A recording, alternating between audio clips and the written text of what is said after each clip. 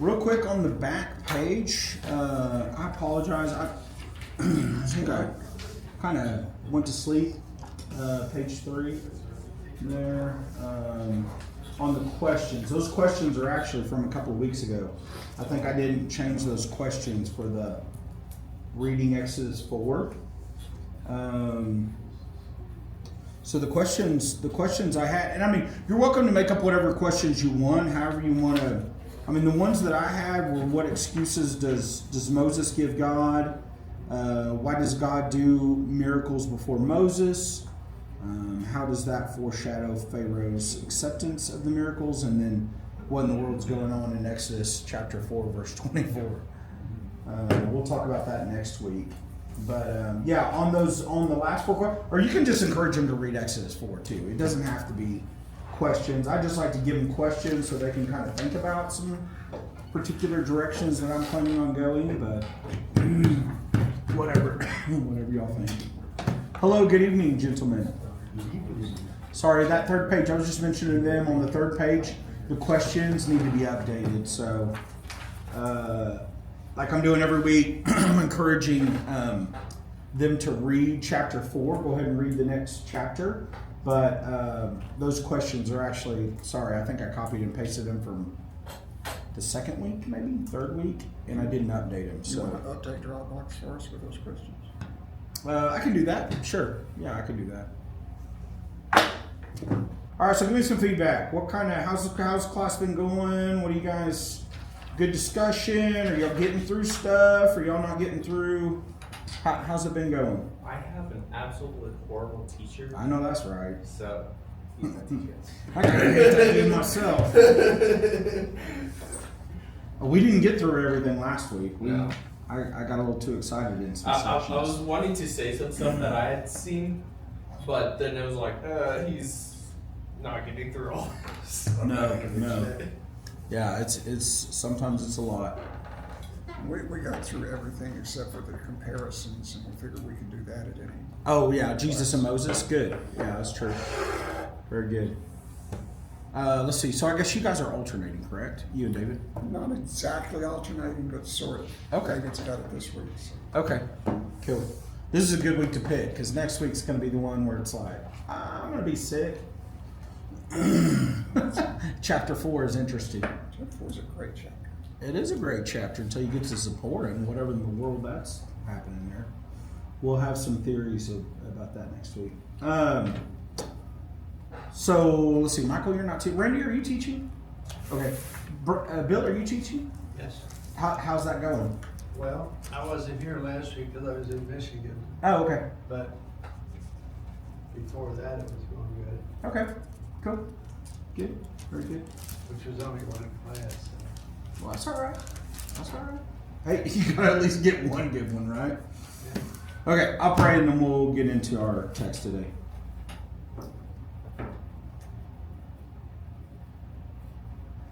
Father, I'm reminded of your holiness. I'm reminded of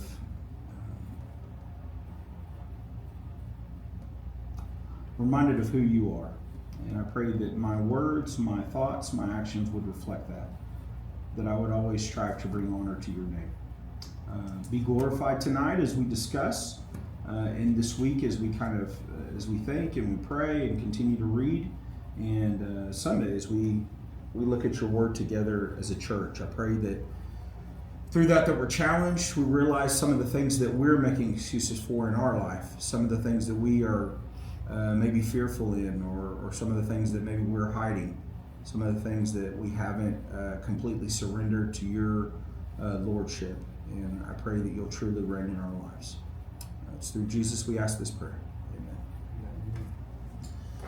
So Glenn Pemberton has this book called When God Calls, and he goes through several different Old Testament men. I don't think there's any women in that particular book. He does about 12 or 13 different men, and he shows this kind of biblical pattern of a calling is what he calls it. And it goes crisis. There's a crisis, something's going on, which causes this person to rise up, and then there's a summoning, and then there's an introduction, a commission, an objection, and a reassurance. And I see this pattern there at the very beginning of your notes, that kind of bold print. I see this same pattern even in this, where the crisis is obviously slavery. That's what's going on, and even in Exodus 1:22, we've got the genocide of a nation, and then God calls Moses. We'll talk about that today in chapter 3. God introduces himself there in Exodus chapter 3. We'll look at that as well. He commissions him that I am sending you. I'm the one that's sending you to Pharaoh. The objection, which this is kind of comical, the entire story. Like the whole time Moses is like, dude, I don't want to do this. I do not want to do this. But God continues to reassure him, I'm going to be with you. So let's look at, we'll just look at 1 through 12. Somebody wants to read 1 through 12, and then we'll kind of discuss that together. Meanwhile, Moses was shepherding the flock of his father-in-law Jethro, the priest of Midian. He led the flock to the far side of the wilderness and came to Horeb, the mountain of God. There the angel of the Lord appeared to him in blazing fire from within a bush. Moses saw the bush ablaze with fire, but it was not consumed. So Moses thought, I must go over and see this marvelous sight. Why is the bush not burning up? When the Lord saw that he had gone over to look, God called out to him from within the bush, Moses, Moses. Here I am, he answered.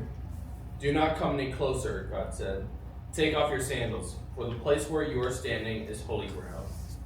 Then he said, I am the God of your father, the God of Abraham, the God of Isaac, and the God of Jacob.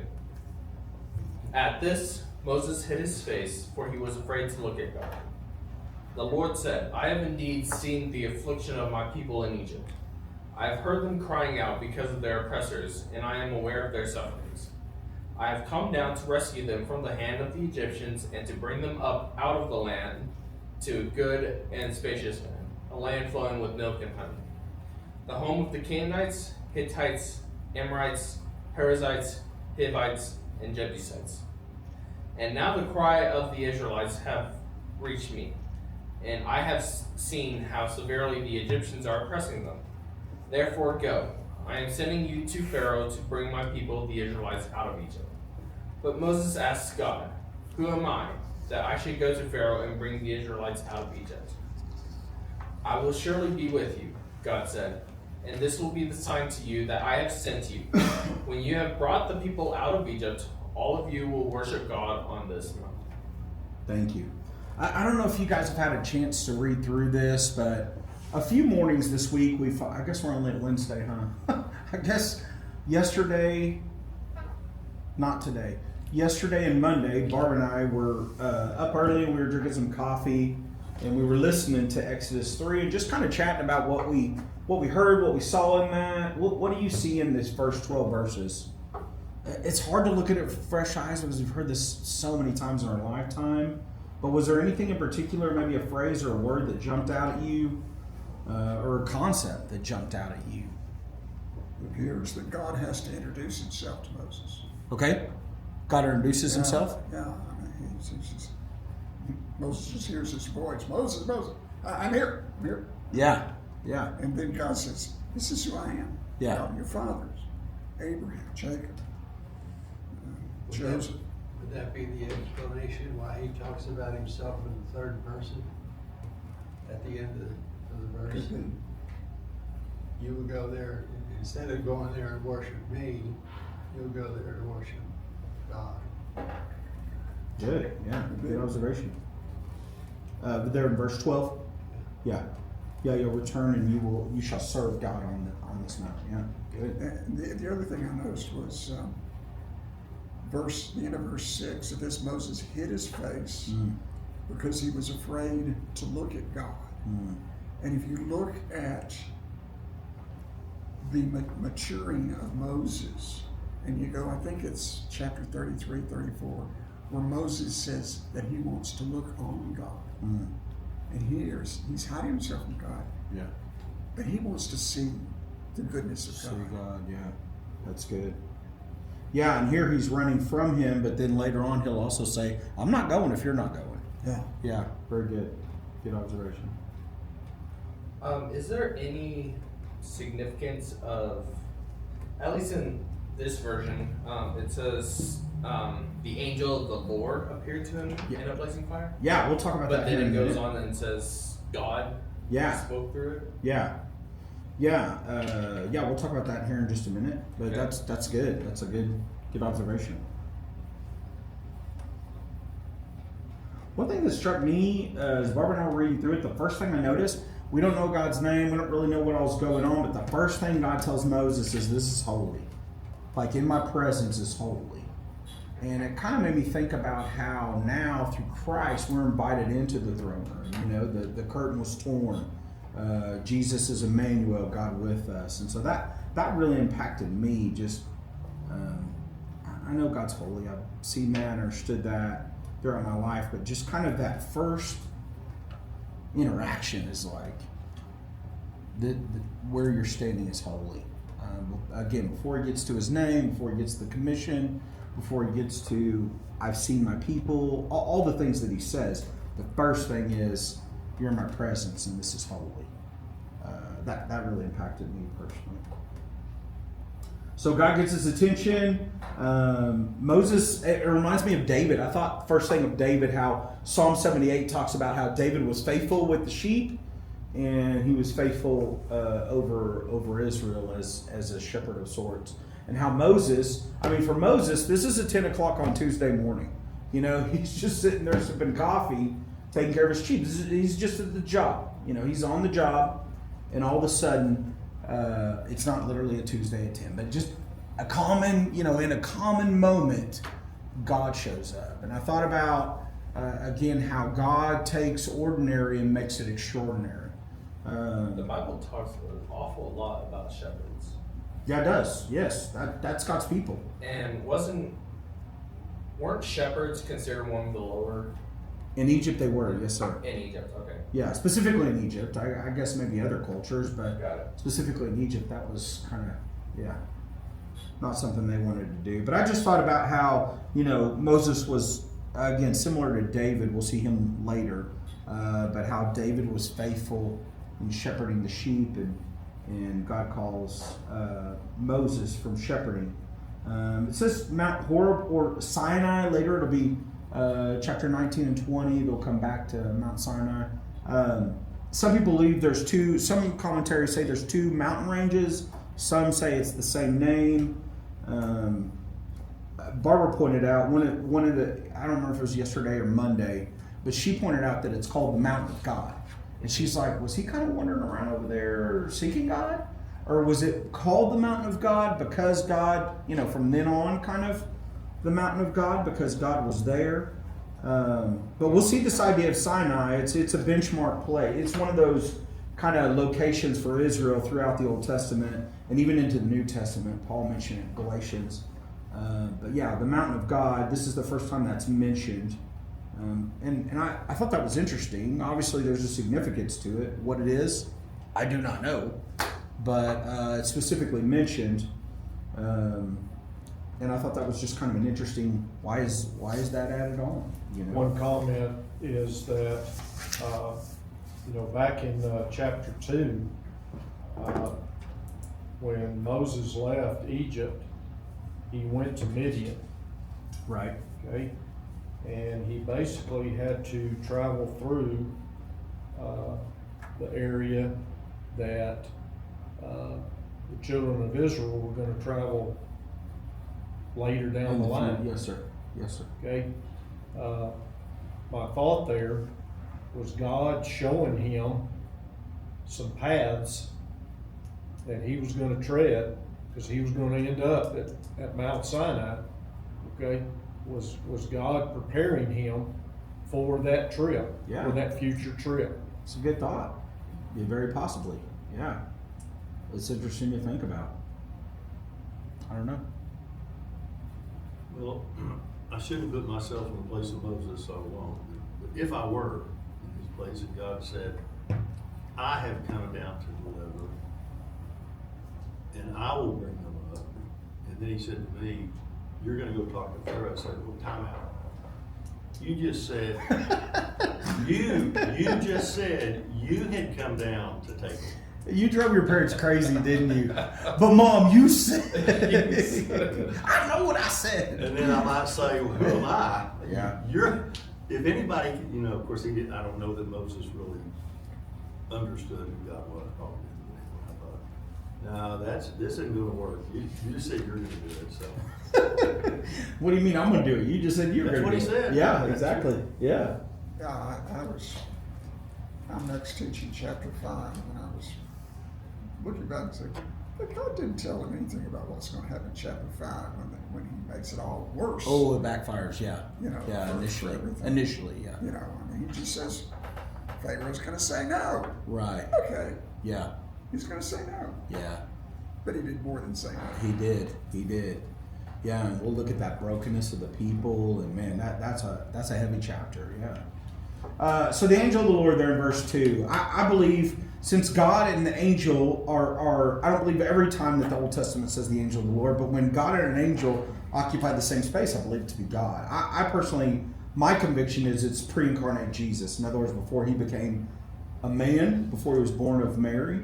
I believe that's the pre-incarnate Christ occupying that space, because otherwise it typically throughout the Old Testament it'll refer to God as Elohim, Elyon, Yahweh, whatever, but this specifically says the angel of God, and then it shows God occupying the same space. So that's interesting. But I also thought it was interesting, one of the commentators pointed out Moses would see more of God in the desert than he would in the courts of Pharaoh. And I thought that's pretty than he ever did in the first 40 years, basically. He didn't really see God in the first 40 years. To Jesse's point, he's like, God's going to introduce himself and explain who he is. Jesse's point, he's got to introduce himself. It's really 8 years, too. That's true. Right, but I mean, they specifically, the commentator specifically pointed out that's true. Even in the first 40 of the desert, he didn't. Yeah, no real connection with God. That's true. That's a good point. So he called him twice, and I don't know, there's different theories about that, why he said Moses. Many believe it's just that significance. There's more than just a one time, but it indicates the importance and significance of his calling. I mean, sometimes you'll hear someone say a name and it's like, what does that mean? And then if they only say it once, it's like, were you calling me or what? And if they say it a second time, it's like, oh, okay, they He are did say calling. Burl. Yeah, you Yeah, are sure. calling me. Sure. Yeah. But again, there in chapter or verse 5, the holy ground. I put kind of a side note. There's a lot of different directions you can go with this concept, but for me, it impacted me just the reverence and awe of Yahweh and Yahweh's presence. I think a lot of times, I know for me, I'm guilty that I jump into prayer and don't really think about who I'm approaching. I talk about God or think about God lackadaisical. I don't give God the honor or respect that I should, and this is a good reminder. God is holy, and He is set apart. He is utterly, uniquely greater than anything, anyone, anywhere, and so that was one of the things that stood out to me. But again, you can take that to the direction as teachers that you want to, but I think it's important to acknowledge that holy ground. I wouldn't necessarily sing and have everybody stand, but if that's your cup of tea. Those of us who knew Roger Dykes know that this was one of the songs he hated. Holy ground? Yeah, because there's nothing that says that where we are is holy ground. And he was very adamant about that. Okay. But there is a sense of where we're in the presence of the Lord, and hopefully when we're worshiping, we're in the presence of the Lord. Where we are is holy ground. And that's what the song is basically. Sure. Tells us. Sure. There are some that can't accept that. Verse 6, I'm the God of Abraham, Isaac, and Jacob. Again, they would know, Moses would immediately know, these were his ancient relatives. He would know his forefathers. And I would imagine because of Jochebed and some of his connections with the Hebrews, I would imagine that there were some things that were handed down. How much? I don't know. There's speculation there. But again, this name has a great depth to it. It speaks of God's covenant faithfulness. It speaks of his eternal nature, his relational nature. God gave each one of them a name, but he also took on their name. And so, again, there's just so many things here about God and who he is and how he interacts with people. And just, I love studying that. And two of the three, God changed their name. But he gave Isaac's name. Yeah, so he changed Abram's name and he changed Jacob's name, but he actually named Isaac, and so. Yeah. But he never changed Moses' name. He kept it. Because of what did his name mean? Yeah, it was prophetic of what was going to happen. He was about to bring them out. Yeah, He was about to draw them out of Egypt. yeah. So Good.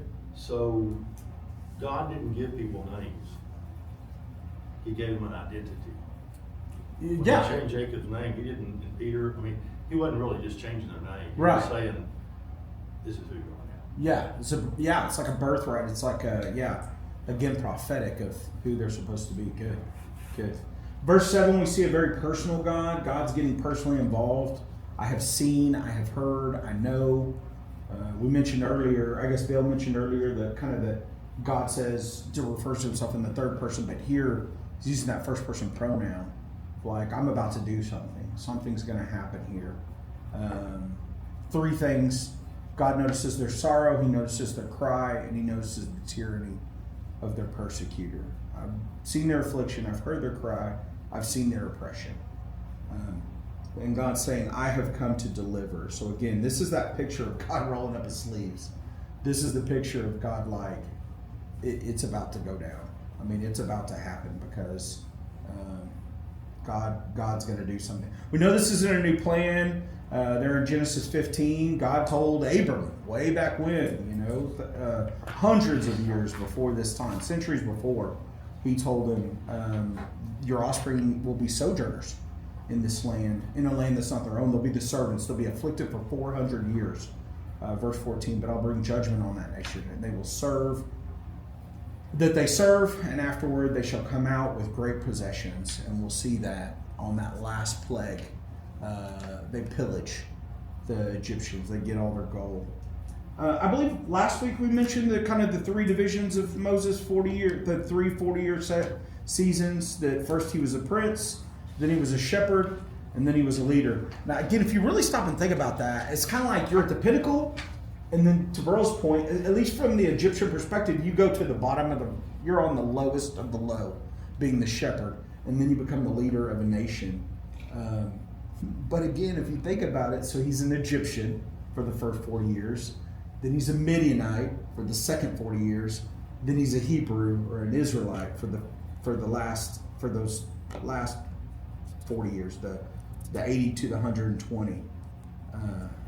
It's no wonder, that Moses, the confusion and just kind of the struggle that he must have had, the internal struggle. But again, we note that he's born to be the deliverer of Israel, and he doesn't hear a word about it until he's 80. That's crazy. I mean, his whole life, this is the one thing your life is all about, and you don't even get the memo until you're 80 years old that this is what's going to happen. I mean, that can be used in its own way of if you don't find your calling right now, there's time.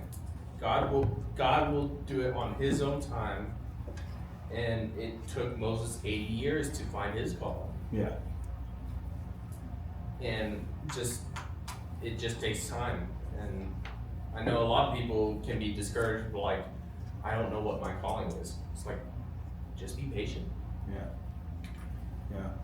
And there's another way of looking at it, that God has different callings for us in different parts of our lives. That too. Sure. Yeah. Yeah, because some of those callings are preparing you for the next, yeah, I kind of had that side note there, turning 80. The season of life you're walking through might be the time that God's preparing you for what's to come. So again, don't be discouraged. Lean on his timing, listen, learn from God. Just kind of be ready for what he's doing. It's possible Moses would have learned to write the Pentateuch as a slave in Egypt, but it's more likely he would have learned that in the house of Pharaoh. Learned how to write the Pentateuch. Yeah, I guess. Yeah. So that's what was preparing him. He had a identity crisis, but what he didn't know is those first 40 years in the house of Pharaoh were preparing him for at least the next 80 years. Yeah. And it also gave him some leadership knowledge because he was a prince. He understood. Yeah.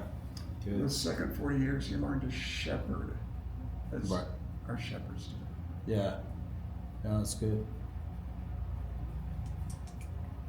So there in verse 8, he says, I'm going to take you to a broad land, a good land, a land flowing with milk and honey. Again, this is a picture of fertility. This is a picture of blessing. This is a picture of not just living with the minimum or the necessities, but God was going to provide for them beyond kind of their basic human needs. This wasn't a bread and water situation.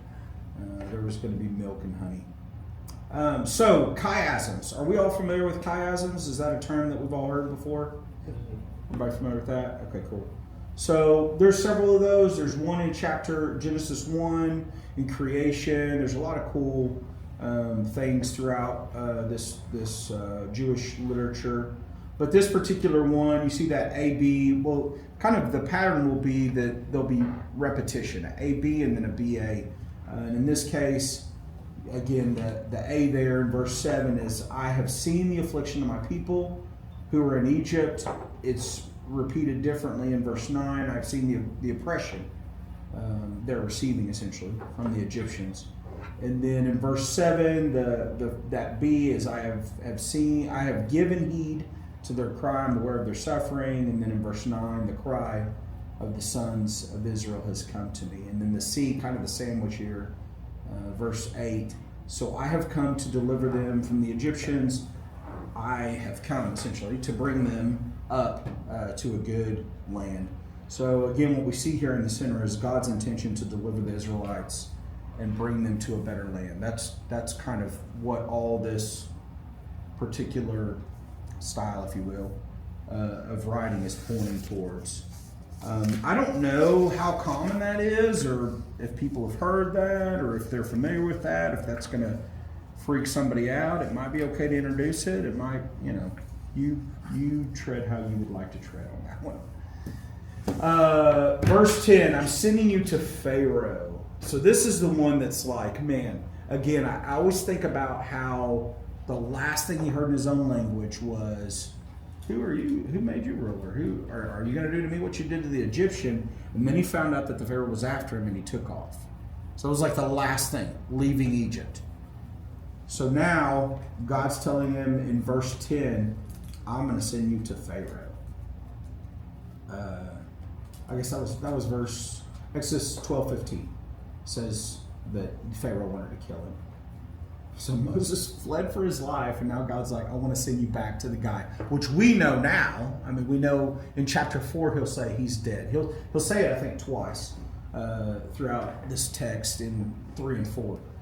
He'll say that the ones who wanted to kill you is dead. But again, imagine you're Moses. The last thing you saw running out of town, you looked over the post office and you're number 1 on the top 10 most wanted list. And then he's saying, I want you to go back to that post office. There's so much of this that I find myself not wanting to judge Moses, but I'm kind of with Moses on this one. It's a little scary. I don't think I'd want to do that. And then in verse 11, he says, who am I that I should go? Again, just this. Am I of Pharaoh's house? Am I a Hebrew? Am I a Midianite? Doubting himself, questioning himself. Thoughts on that so far? I think verse 10 is important. Yeah. It says, so now go, period. Not a whole lot of option there. Yeah. This is true. And it says, I am sending. Mm-hmm. Right. It's not, I want to send you. It's, I am sending. Yeah. Very good.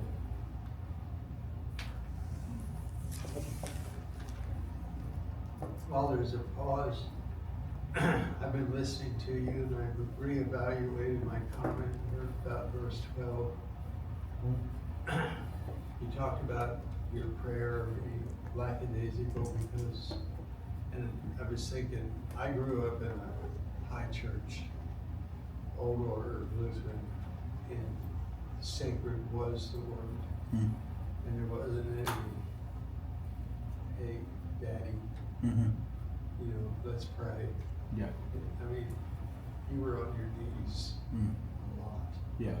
And so, but if he would have said, I all the way through, and made that very personal to them, you know, it would have been a person to them.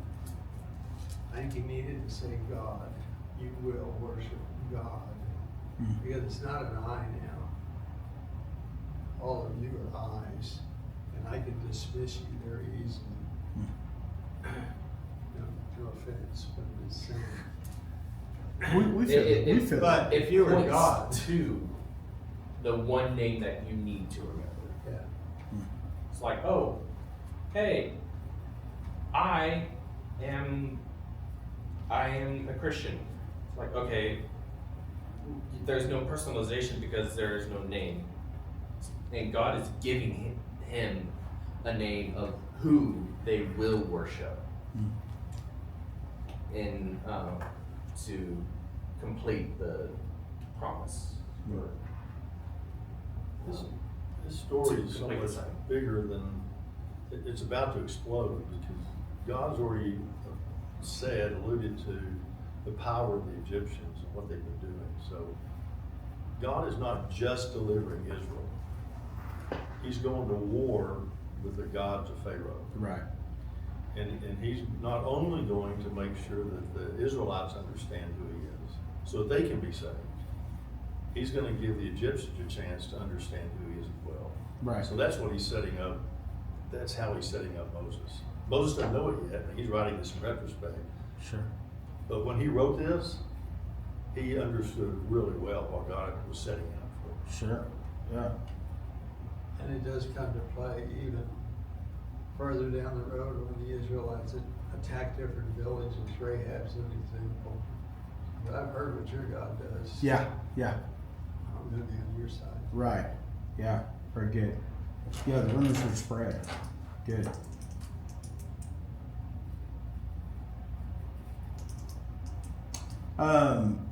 Verse 12, again, a verse that's impacted me as we read through this. This is the first time Moses will witness a miracle, the burning bush, and then in chapter 4 we'll see the snake and the leper's hand and so forth. But there's something I think to be said for just trusting God. God said, I'll be with you. And a lot of times we want the details, you know. Okay, well, so what's that going to look like? What's that mean? So like when I go before the people, what am I supposed to tell them? Who sent me? And we want to know all the details, but I think there's a lesson here about just, man, there's some things that we're not going to know all the details of. We're just going to have to learn to trust. We're going to have to learn to obey. That'd be a good song.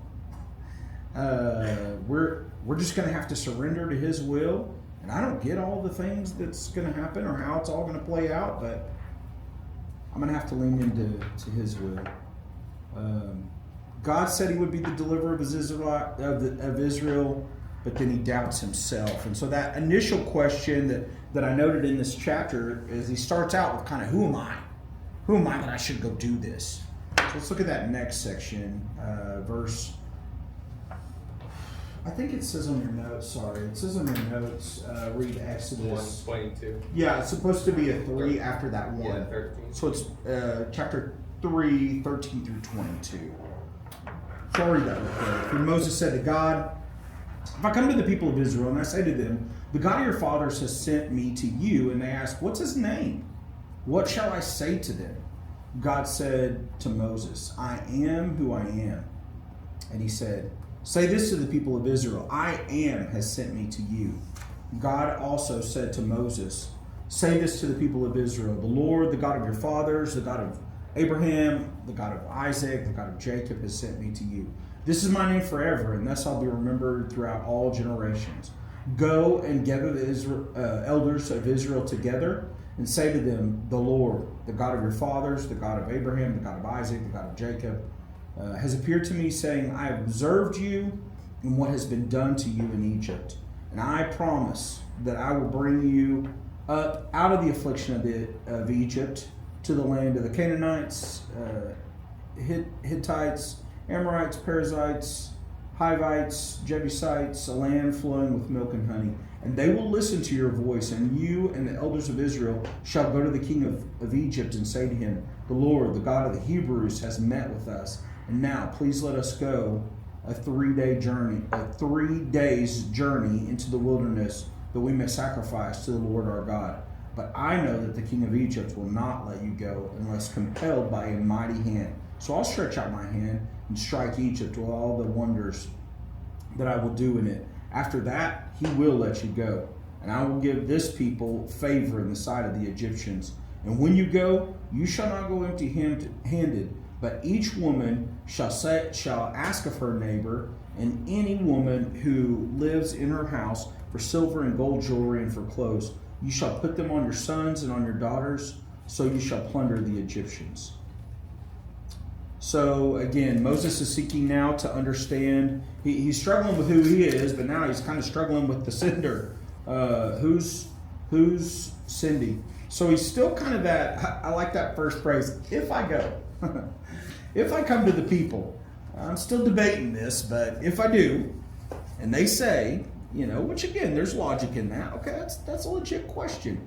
You get there and want to know who sent me, and so God begins to reveal himself. Now again, in a polytheistic, multi-God society, they're going to be like, which one? Is this the God of the Nile? Is this the sun?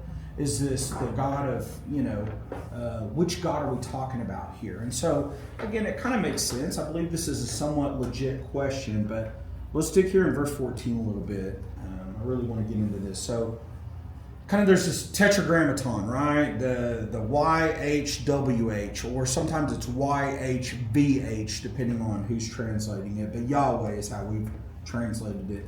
I am who I am. Some versions say, I will be who I am. Scholars believe this meaning is, rather they say the meaning of this phrase suggests that God is the essence of being. Yahweh is a third person form and may mean he causes to be. So I looked up, there's several different, the Vulgate, which is basically like the Roman Catholic, they translate it, I am who am. The Septuagint translates it, I am he who exists.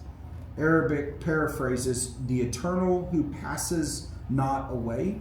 Oral traditions from rabbis was, I am, I will be, kind of the timeless nature of God. This is God's forever name. This is God's official name. So we have El Elyon, El Shaddai, El Olam, Yahweh Sabaoth, who? Elohim. Many different names for God, but this is the one that God essentially, the way I like it is this is the one God would sign a check. Like if he was writing a check, if you will, this is the name that he would write on that check. He says, this is the name that I'm to be known by. That verse 14, that Yahweh, what have you, there's so many different ways to go on this, so many different things on that name. What have you heard or seen or know? I was just reading this commentary out of NIV that says it's possible that God is rebuffing Moses by telling him, in essence, not to try to pin him down to one specific identity. Is so much greater than any name that he could give. Good. Yeah.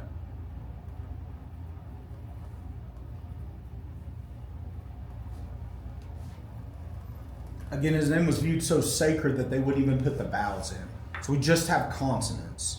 And that's kind of how this name has been formed. Yahweh, the YHWH, the tetragrammaton, was filled in with the vowels of Adonai. And we've kind of made this kind of hybrid name, but his name was viewed so sacredly that the Jews wouldn't even write it.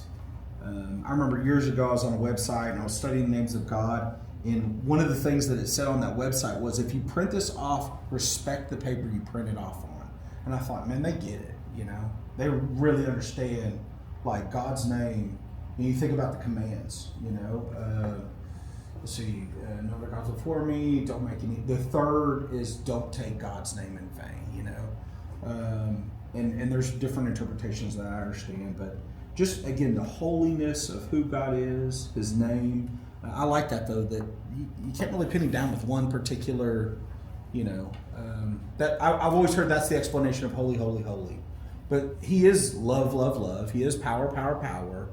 But the idea of holy is he's so otherly, so unique, so set apart. That's really the only thing that could identify who he is the cry that we hear around the throne room in Isaiah 6 and again in Revelation, this idea of holy, holy, holy. Any other thoughts there on verse 14 or 15?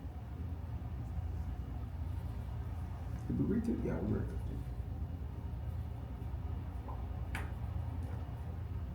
It's interesting in 13, 14, and 15, Moses says, I need to know this because the Israelites might not know who you are. Okay, and think about that. You know, he's been gone now for 40 years. Okay, and they're still back in Egypt getting beat, having to make bricks, all that kind of stuff. Yeah. Okay, and let's face it, they've been there for a long time before that. Right. And so this last generation is saying, God's never going to come back and take care of us. Right. So he's saying to God, these Israelites might not even know who you are. So give me your name. Yeah. Yeah, you're exactly right. And again, in a polytheistic society, I think they're going to wonder, who is this God? Well, they may or may not know for how long they've been crying out. We don't really know how long they've been punished, because they probably had a really nice life before this. But God's having to set up a new creation, a new government, a new system. And he's starting with one guy. He's starting from scratch. So he's having to educate not only Moses, but Moses had to educate everybody else. And they'll have to take what they know about the polytheism and kind of match it up with God. And we know now they never get it. Yeah. Maybe when they came back from Babylon. But the rest of them, they never got it. Sure. So it's a long haul for Yeah. God to try to help them understand Yeah. who he really is, for them to trust. Right. That may be the thing of the story. Just trust me. Yeah. But it's not going to happen easily. Yeah.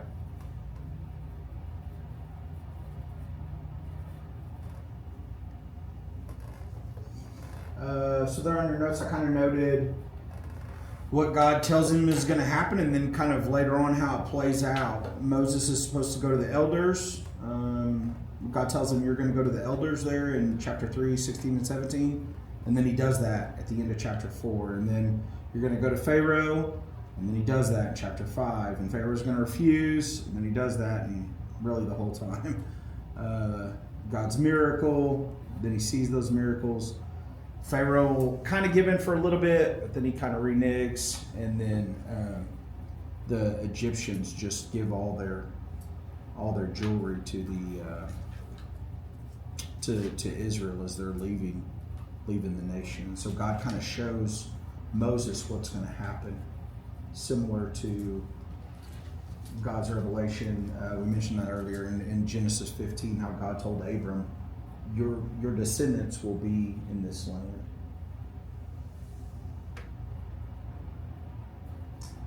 Again, we see this personal nature of God. I have promised, verse 17, verse 19, I know, verse 20, I will stretch out my hand, I will protect, verse 21, I will make. As I read through this again and again, those are some of the things that kind of impacted me. I guess back up here, verse 16, I have watched. So again, God's very intimately involved in what's going on. Like Randy said, we don't know when this happened or how long this lasted, but we do know that this time has come and God's about to do something. There's something that's I don't know if it'll come up and be discussed, but because there's a reason that Moses never tells the name of the Pharaoh. I'm not sure what it is. Oh, I was like, oh, good, you're going to give it to us? But it might be. It doesn't matter. No, it doesn't. I do believe that. What matters is that Egypt represents another God. To all the people of Egypt, all the people of Israel, it represents everything other than Yahweh. And like I said before, God's about to go to war, but it's really not with Egypt. It's really with Egypt, with all the gods of Egypt. And I believe that's why Moses never mentions the guy's name. Now, when he may not have known the guy's name whenever God appeared to him in the desert, but he darn sure knew it whenever he walked up in front of him. Oh, yeah, he He did. understood who it was. Sure. But yet he Right. never mentions his name.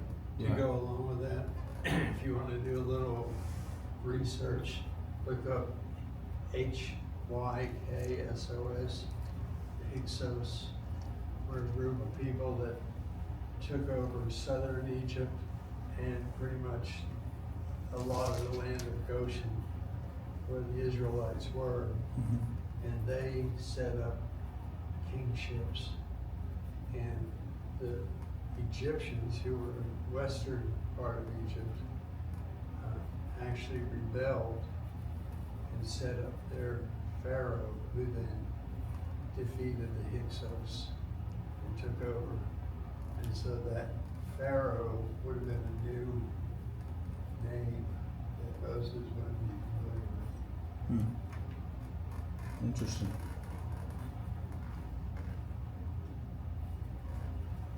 I got really waylaid looking into that. I went to look in that name thing, got into all the history of it. And ironically, those Hyksos people who treated the Canaanites pretty well for a while actually they were from Canaan and places like that. They came from the original places where the Israelites were even headed.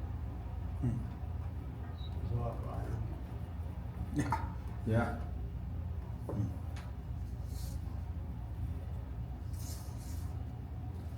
It's interesting that in 16 and in 18, he says that I want you to get the elders of Israel involved Right. in this activity. Right.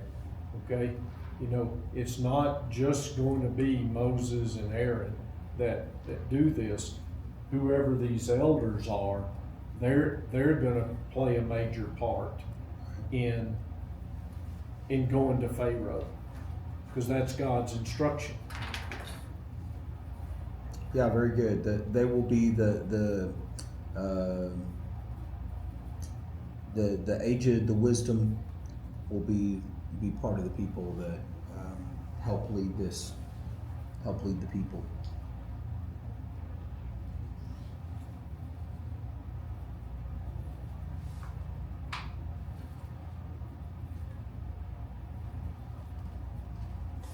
Somebody had mentioned about the 3 days journey, how that sounds a little deceptive. We talked about that yet? We haven't. Yeah, I was gonna attack that a little bit later, but we can go ahead and look at that. Well, even the please.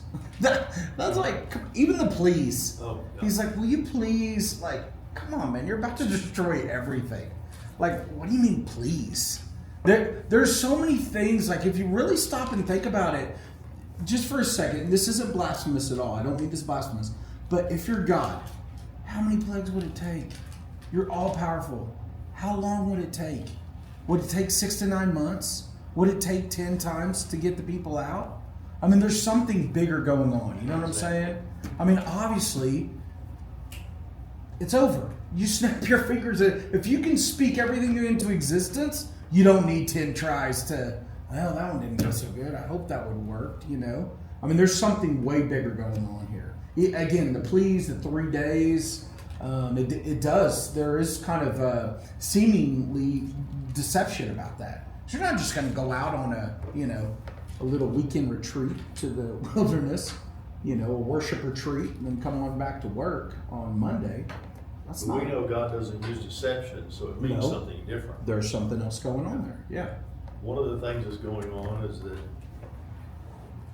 God's going to war with each one of those gods. Right. He's setting up Pharaoh and the people to deliver everybody. He don't want anybody to perish. Right. So he's setting things up so the ones that want to turn can We'll have an turn. opportunity. Yeah. And I do have a good record that many do leave with the Israelites. Right. They Right. do turn. Yeah. They do believe in some way. Maybe Right. they just wanted to plunder. I don't know, but they did leave with them. Sure. Yeah. And so God's going to give everybody the chance, 10 different chances to say, I believe, I trust. Yeah. Well, again, even if you look at last week, Pharaoh's daughter, she was in his house. She should have killed that baby. She didn't. So not everybody was on board with his plan. Again, another one of those passages where you're like, what?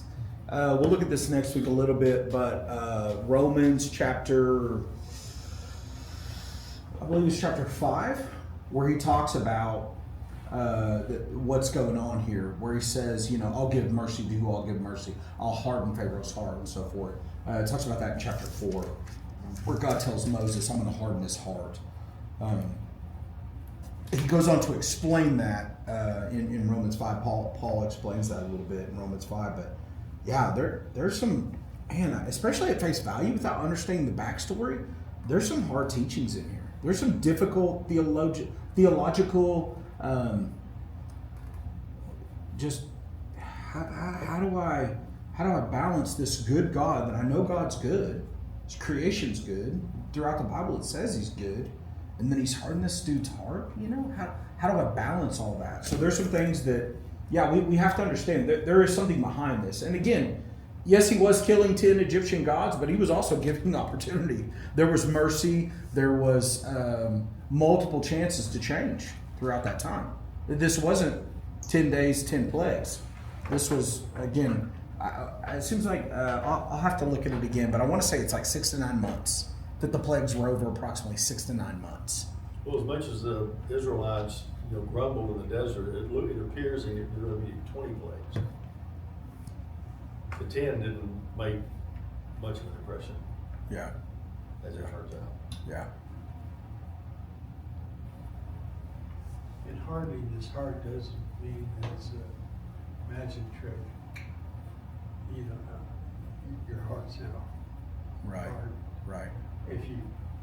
If Randy, from the time his kids were born, denigrated them, gave them a hard time, not physically abused them necessarily, but made them suffer, their hearts would be hardened against him.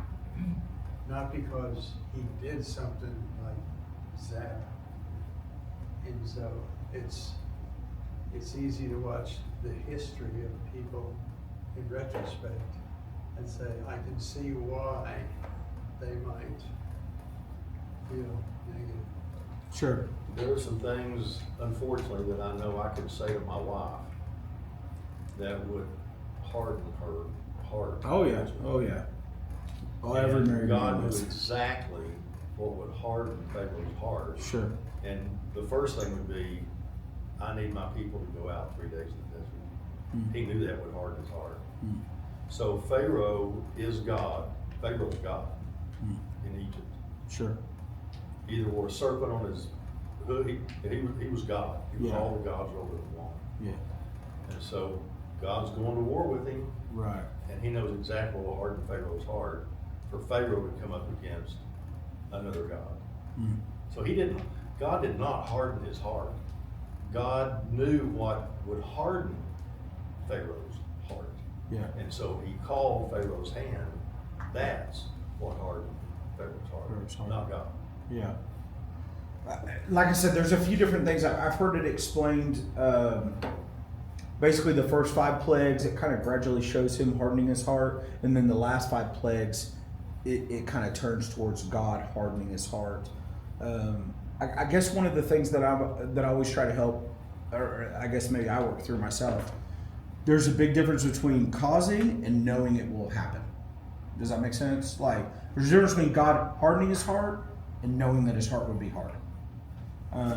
And so, because again, when we deal with free will, there's some theological challenges here. I mean, there's just some things that's like, what does that mean? Did he have an option? Was there an option there? So yeah, good thoughts, good questions. Let me say this real quick. As always, I want to encourage people to get in the Word. I'll send you more questions. I apologize that I messed up the questions there on the those questions there at the very end relate to actually chapter 2. They don't relate to chapter 4. So I'll update those questions on Dropbox. But yeah, are you getting feedback as far as people reading? Are people reading, or have you asked? I just want them in the text. I just think it's good to have them reading the Bible and letting God's Word speak for itself. I think it's good for us to help and encourage and share our thoughts, but ultimately I want the Spirit to convict them through His Word. So that's kind of my challenge. Well, I guess I forgot the very first verse. Jesus in John 8, he's talking to the Jews, and he says, before Abraham was, I am. And John 8, I think it's John 8:59, they pick up stones to stone him because of blasphemy. Because they said, you're not even 50 years old. How could you have known Abraham? And then he said, before Abraham was, I am. That's not the Tetragrammaton, because that's in Greek, number one. It's not Hebrew. But they understood exactly what it meant. Jesus is saying that present verb, like I've always been, kind of was and it will be, kind of thing. So yeah, I guess I wanted to point that out at the very, very beginning there. Kind of the Jesus. I always like making Jesus connections. I think this is one of those ones where we see Jesus linking himself directly to Yahweh. Any final thoughts?